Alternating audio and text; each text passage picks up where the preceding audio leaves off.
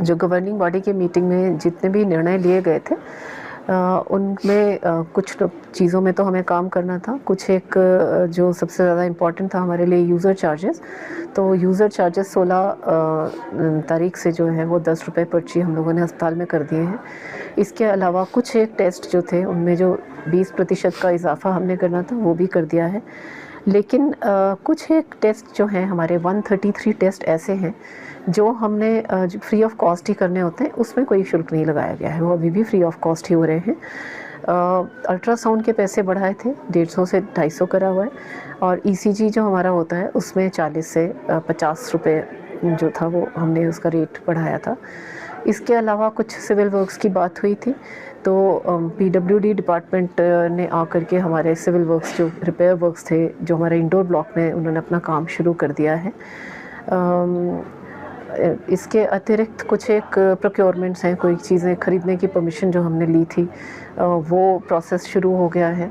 कुछ सीसीटीवी जो है हम एडिशनल लगाना चाहते थे। कुछ हमारे जो टोकन सिस्टम्स हैं क्यूइंग के लिए, वो टोकन सिस्टम्स रिप्लेस होने थे, तो उनके आदेश भी कर दिए गए हैं। कुछ एक मेडिसिन्स की बात हुई थी कि जो दवाइयाँ ईडीएल में नहीं होती हैं लेकिन कभी मरीज़ों की आवश्यकता उनमें रहती है, उसमें हम 1-2 बार पहले टेंडर कर चुके थे, तो उसमें लोगों ने पार्टिसिपेट नहीं किया।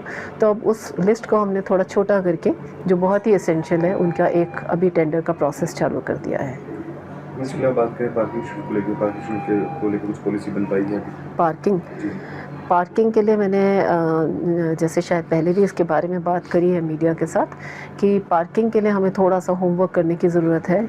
जगह आइडेंटिफाई कर रहे हैं, कुछ हमें डिमार्केशन करनी पड़ेगी, चाहे वो हम रोड पे पेंटिंग करके करें कि अपने स्टाफ के लिए हम कौन सी जगह रखेंगे, जो बाहर से गाड़ियाँ आती हैं उनके लिए जहाँ पे हमें चार्ज करना है वो कौन सी स्पेस होगी और किस दर पे करेंगे, क्योंकि हॉस्पिटल है, हॉस्पिटल में लोग अलग अलग समय के हिसाब से आते हैं। कोई आकर के मरीज़ छोड़ के चला जाता है, कोई कुछ समय के लिए गाड़ी को पार्क करता है, कोई ओवरनाइट पार्क करना चाहता है, तो वो सारे रेट्स जो है अलग अलग होंगे। और इसमें बाकी अस्पतालों से भी हम थोड़ा सा पूछना चाह रहे हैं, जैसे टांडा में ऑलरेडी जहाँ पे चार्जेस हैं कि उन्होंने किस तरह से अपना सिस्टम बना रखा है।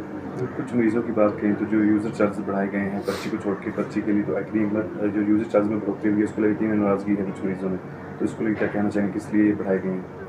दरअसल ऐसा है कि ये जो हॉस्पिटल है एक सरकारी अस्पताल है और हमें बहुत सारी सर्विसेज जो हैं अपने मरीज़ों को देनी होती हैं, लेकिन कोई भी अस्पताल जो है इनकम के बिना नहीं चल पाता है। तो थोड़ा बहुत इनकम तो चाहिए। जो हमारे यूज़र चार्जेस हैं वो अगर आप बाहर के अस्पतालों में जाएं उसके मुकाबले में बहुत मामूली होते हैं।